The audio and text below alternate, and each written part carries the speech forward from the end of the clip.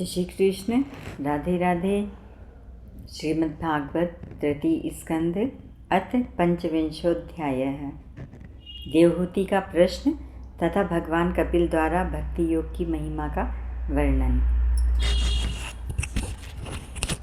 शौनक जी ने पूछा, सूत जी, तत्वों की संख्या करने वाले भगवान कपिल साक्षात अजन्मा नारायण होकर भी लोगों को आत्मज्ञान का उपदेश करने के लिए अपनी माया से उत्पन्न हुए थे।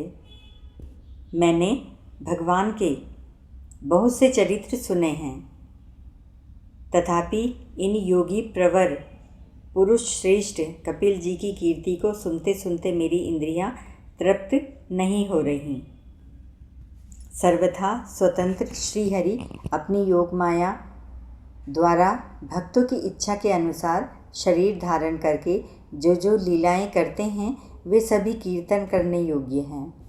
अतः आप मुझे वे सभी सुनाइए, मुझे उन्हें सुनने में बड़ी श्रद्धा है। सूत जी कहते हैं, मुने, आपकी ही भांति जब विदुर ने भी यह आत्मज्ञान विषयक प्रश्न किया तो श्री व्यास जी से के सखा भगवान मैत्रेय जी प्रसन्न होकर इस प्रकार कहने लगे। श्री मैत्रेय जी ने कहा, विदुर जी, पिता के वन में चले जाने पर भगवान कपिल जी माता का प्रिय करने की इच्छा से उस बिंदुसर तीर्थ में रहने लगे। एक दिन तत्व समूह के पारदर्शी भगवान कपिल कर्मलाप से विरत हो आसन पर विराजमान थे। उस समय ब्रह्मा जी के वचनों का स्मरण करके देवहूति ने उनसे कहा। देवहूति बोली, भूमन प्रभु, इन दुष्ट इंद्रियों की विषय लालसा से मैं बहुत ऊब गई हूँ और उनकी इच्छा पूरी करने से ही घोर अज्ञान अंधकार में पड़ी हुई हूँ। अब आपकी कृपा से मेरी जन्म परंपरा समाप्त हो चुकी है। इसी से इस दुस्तर अज्ञान अंधकार से पार लगाने के लिए सुंदर नेत्र रूप आप प्राप्त हुए हैं। आप संपूर्ण जीवों के स्वामी भगवान आदि पुरुष हैं तथा अज्ञान अंधकार से अंधे पुरुषों के लिए नेत्र स्वरूप सूर्य की भांति उदित हुए हैं। देव, इन देह गेह आदि में जो मेरेपन का दुराग्रह होता है वह भी आपका ही कराया हुआ होता है। अब अतः आप मेरे इस महामोह को दूर कीजिए। ऐसे अदिति अपने पुत्र कपिल देव जी से कहती हैं। आप अपने भक्तों के संसार रूप वृक्ष के लिए कुठार के समान हैं। मैं प्रकृति और पुरुष का ज्ञान प्राप्त करने की इच्छा से आप शरणागत वत्सल की शरण में आई हूँ। आप भागवत धर्म जानने वालों में सबसे श्रेष्ठ हैं। मैं आपको प्रणाम करती हूँ। श्री मैत्रेय जी कहते हैं, इस प्रकार माता देवहूति ने अपनी जो अभिलाषा प्रकट की वह परम पवित्र और लोगों का मोक्ष मार्ग में अनुराग उत्पन्न करने वाली थी। उसे सुनकर आत्मज्ञ सत्पुरुषों की गति श्री कपिल जी उसकी मन ही मन प्रशंसा करने लगे और फिर मृदु मुस्कान से सुशोभित मुखारविंद से इस प्रकार कहने लगे। भगवान कपिल ने कहा, माता, यह मेरा निश्चय है कि आध्यात्म योग ही मनुष्यों के आत्यंतिक कल्याण का मुख्य साधन है, जहाँ दुख और सुख की सर्वथा निवृत्ति हो जाती है। साध्वी सब अंगों से संपन्न उस योग का मैंने पहले नारद आदि ऋषियों के सामने उनकी सुनने की इच्छा होने पर वर्णन किया था, वही अब मैं आपको सुनाता हूँ। इस जीव के बंधन और मोक्ष का कारण मन ही माना गया है। विषयों में आसक्त होने पर वह बंधन का हेतु होता है और परमात्मा में अनुरक्त होने पर वह मोक्ष का कारण बन जाता है। जिस समय यह मन मैं और मेरेपन के कारण होने वाले काम, लोभ आदि विकारों से मुक्त एवं शुद्ध हो जाता है, उस समय वह सुख दुख से छूटकर सम अवस्था में आ जाता है। तब जीव अपने ज्ञान, वैराग्य और भक्ति से युक्त हृदय से आत्मा को प्रकृति से परे एकमात्र, अद्वितीय, भेद रहित, स्वयं प्रकाश, सूक्ष्म, अखंड और उदासीन, सुख दुख शून्य देखता है तथा प्रकृति को शक्तिहीन अनुभव करता है। योगियों के लिए भगवत प्राप्ति के निमित्त सर्वात्मा श्री हरि के प्रति की हुई भक्ति के समान और कोई मंगलमय मार्ग नहीं है। विवेकी जन संग या आसक्ति को ही आत्मा का अच्छेद बंधन मानते हैं, किंतु वही संग या आसक्ति जब संतों महापुरुषों के प्रति हो जाती है तो मोक्ष का खुला द्वार बन जाती है।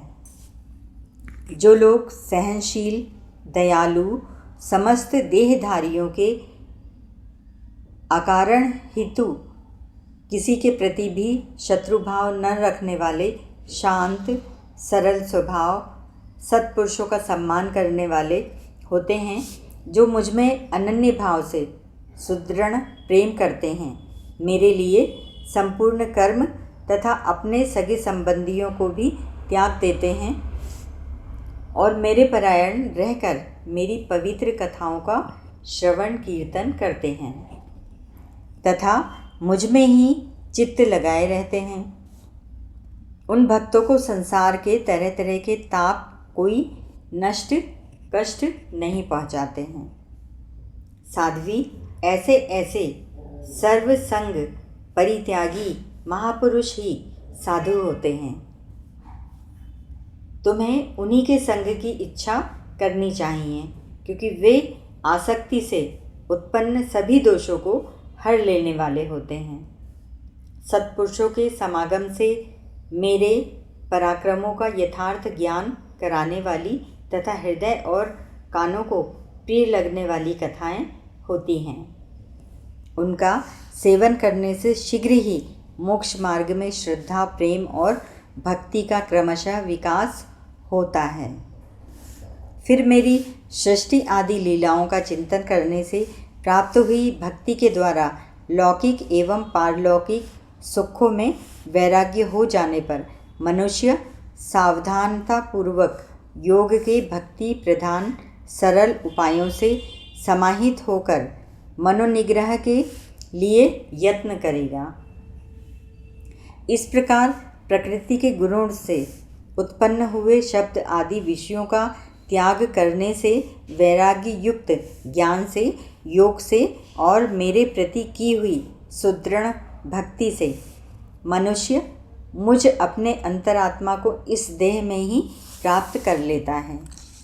देवहूति ने कहा, भगवान, आपकी समुचित भक्ति का स्वरूप क्या है और मेरे जैसी अबलाओं के लिए कैसी भक्ति ठीक है, जिससे कि मैं सहज में ही आपके निर्वाण पद को प्राप्त कर सकूं।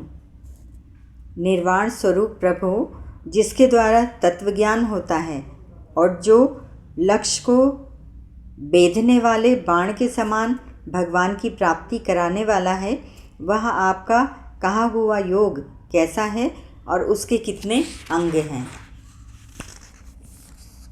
हरे, यह सब आप मुझे इस प्रकार समझाइए जिससे कि आपकी कृपा से मैं मंदमती स्त्री जाति भी इस दुर्बोध विषय को सुगमता से समझ सकूं।